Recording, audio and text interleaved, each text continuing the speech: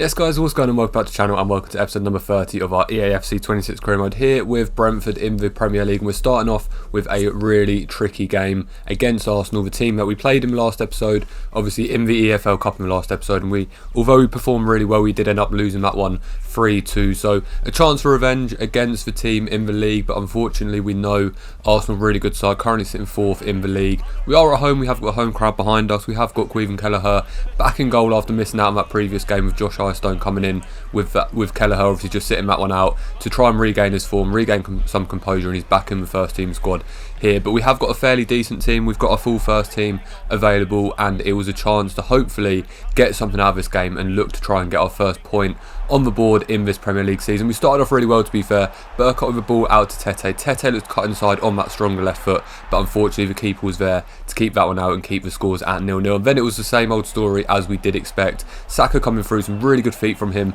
gets the ball onto that right foot, but unfortunately on his weaker foot did just drag the shot wide of the post to keep the scores at 0-0. There wasn't too much going on for the first 20 minutes or so, and then 25 minutes in, Arsenal did get another opportunity, and it is their new boy Kylian Mbappe who gets the shot, stretching a little bit for it, and a good save from Queven Kelleher in our goal. The corner comes in, and it's another one of their new boys, Dean Huijsen, who was closest to that one. Couldn't quite get the ball in. It fell to Gabriel, but unfortunately for him, his shot hit Kelleher and went behind for another corner. This time swung in from Zubimendi towards Dean Huijsen once again, but unfortunately for him, just wide of the post, and that attack phase was over. And then just before half time, it was us who got another chance. Tete down this right wing, looking to use his pace. He's got no one in front of him really.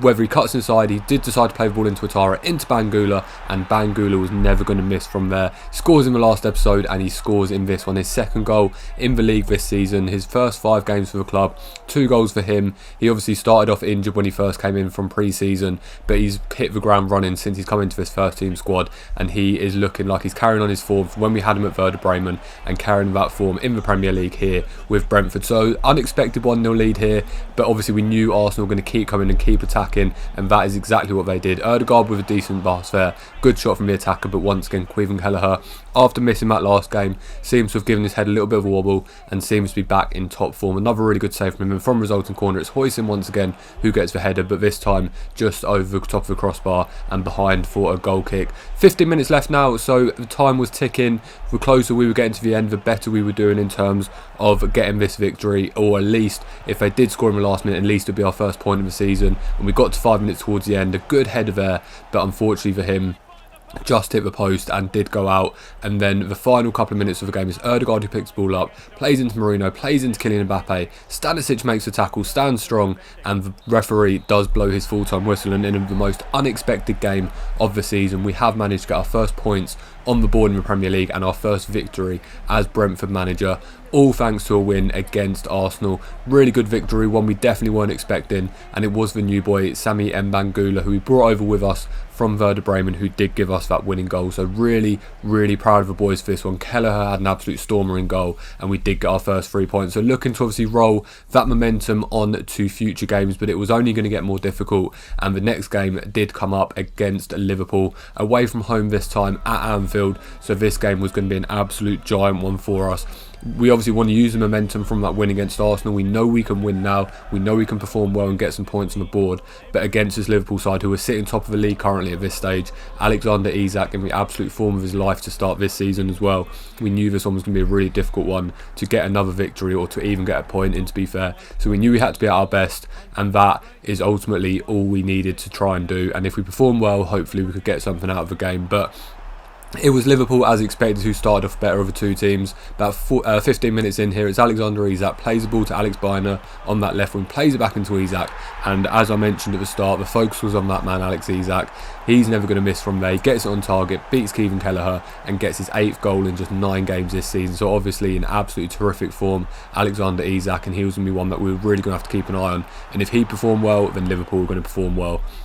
Caoimhin Kelleher, the ex-Liverpool goalkeeper, does make a good save there from the German Florian Wirtz, but it was Liverpool who kept attacking. We were really struggling to keep out this attacking line from Liverpool. Every time they got the ball, they looked like scoring, and Isak did just drag a shot wide of the post. We did get a chance ourselves. Bangula, the man who scores that winner against Arsenal, unfortunately couldn't get that one on target, but then it was back to the same old story. Liverpool attacking, Salah with some really good play there, but unfortunately for Salah, unlike him, doesn't quite get the ball on target, and it does fly wide of the post. And just 5 minutes before half-time, Salah into Isak hits the shot, but fortunately Caoimhin Kelleher once again stands strong and keeps that one out of the back of the net. And then just before half-time, a couple of minutes before the end, or a minute before added time, ball does fall into Alexander Isak, and like with his first one, he was never going to miss from that position. Caoimhin Kelleher came out to try and close the angle down.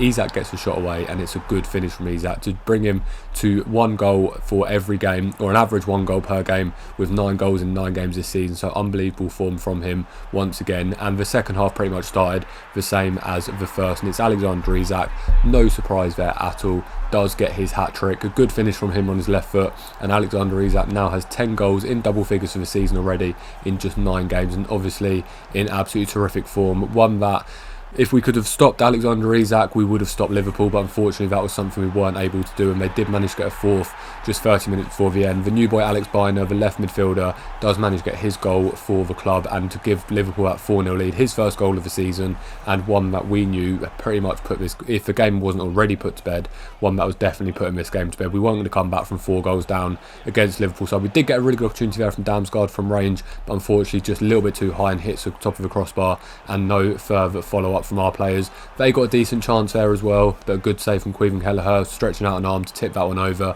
And then just 20 minutes before the end, it's Liverpool once again. It was pretty much just a training drill for them this game. Wirtz gets the shot, and a good finish from Wirtz, bang into that top corner past Caoimhin Kelleher, and Liverpool do take the 5-0 lead with just 20 minutes left of this game. 10 minutes later, 10 minutes before the end, we were still pushing, trying to get a consolation. Atara plays into Damsgaard. Damsgaard gets a shot away. Good finish from Damsgaard, to be fair. Fires it past the goalkeeper in the Liverpool goal, Mamadashvili. More out of frustration, that shot looked, to be fair. The power in it was unbelievable, and we do manage to get that consolation goal and break the clean sheet for Liverpool. But like I say, 10 minutes left. We weren't going to score another 4 to get anything out of this game against Liverpool, but we were going to give it our best shot. Atara down this left midfield. Vlahovic gets the shot after coming on as a substitute, but unfortunately just was posting into the side net, and that game did finish 5-1 to Liverpool. So couldn't carry momentum from the Arsenal game, but it was one that we knew was going to be a difficult one. And we got a few messages. Bangula happy he's back from injury, and we did get a message from the other striker, Igor Thiago, saying he's not happy with his play time. Currently he is sitting behind Vlahovic and Burkhardt and Otara ultimately, who's playing up front for us as well. So going to be difficult for him to get in the team, especially now we're out of the cup as well. There's not any cup games until the FA Cup starts in January, so possibly one he will likely put a transfer request in, I'd imagine, and possibly one that we may look to get rid of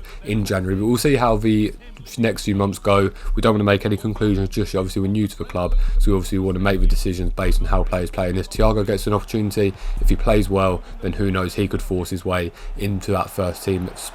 But we jumped into the third game and the final game of the episode, and it's another big one. 3 massive games in this episode, to be fair. We've beaten Arsenal, we've been hammered by Liverpool, and the final chance was against Manchester United at back of the G-Tech Community Stadium at home. So an opportunity once again after Arsenal victory to try and get something out of this one.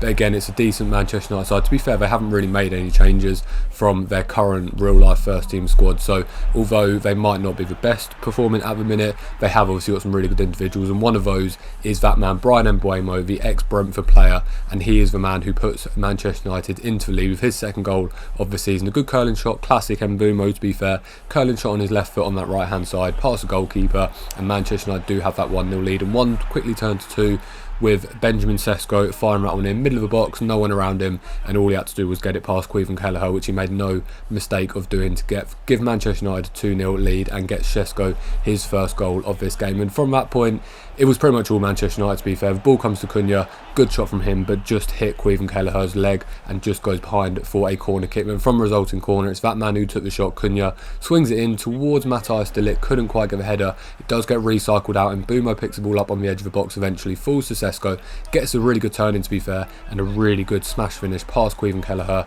to get his second goal of the game and Manchester United's third. Really good turn in the box on the defender, and at 3-0, we knew this one, like the Liverpool one, was going to be difficult to come back from. We did try and get an opportunity towards the end of the first half. The ball gets played in, but unfortunately Damsgaard couldn't get that one. The keeper closed him down well, and from a difficult angle could never get that one in. So we did go into half time with that 3-0 deficit to Manchester United in this one, and Sesko looking for his hat-trick early on in the second half, but a good save from Kelleher once again, and from a resulting corner, plays it short, plays it back to Cunha. The ball comes into Matthias de Ligt, but fortunately for us couldn't quite get it on target, and it does go behind for a goal kick. And then we did get another opportunity about 10 minutes after that. Tete finds Burkhardt in acres of space here, looking to get the shot away, but gets the shot, but unfortunately Senny Lamens does make the save. It was a fairly poor shot, to be fair, from Burkhardt, pretty much straight out of the keeper, and a fairly straightforward save. I mean, Sesko got a chance for his hat-trick, but fortunately for us just hits top of the crossbar and comes out. And when we do get an opportunity to break from that shot, ball in from Tete, Burkhardt's got loads of space, looks to play the shot, but this time decides to cut inside. Obviously couldn't quite get the goal when he had the shot from that position earlier on. Cuts inside the defender this time and smashes it in past Senny Lamens to give us a goal and bring the scores to 3-1. His 4th of the season, so looking good. 4 goals in 9 games. He's looking like a really good player. Obviously he's taken over from Vlahovic as that starting striker alongside Django Ouattara and it does give us an opportunity in this game. We do make a couple of changes. Django Ouattara coming off for Vlahovic and Tete also coming off for the youngster Daniels, and it gave us an opportunity with about 20 minutes left to bring the score. All we needed to do was get 2 goals, but unfortunately that 3-goal lead for United did become again fairly quickly. Sesko getting his hat-trick this time, a good finish from him, and now we've got 15 minutes ultimately to try and get 3 goals to get a point in this one, which we knew was going to be a difficult task. And United kept attacking. It's Sesko once again, and Bumo looking to get his 2nd goal against his former club, but straight over keeper and out for no further action. And then towards the end of the game, added time this time, it's the youngster Daniels who plays the ball into Sano. Sano plays in Damsgaard. Damsgaard beats his defender, gets a shot away, and a really good finish, to be fair, past Senny Lamens. But unfortunately it was too little too late. 4-2 to Manchester United in this one, but 2 good goals from us, to be fair. And we did get a message after that from Carvalho saying he's not happy with his game time, similar to Igor Thiago, and it's not a surprise at all. But that is going to bring this episode to an end. 2 losses and 1 victory in this one. Make sure you hit that like button if you haven't made it this far. Make sure you subscribe to follow the journey. Comment down below suggestions. Take care of yourselves, and I'll see you in the next one. Bye bye.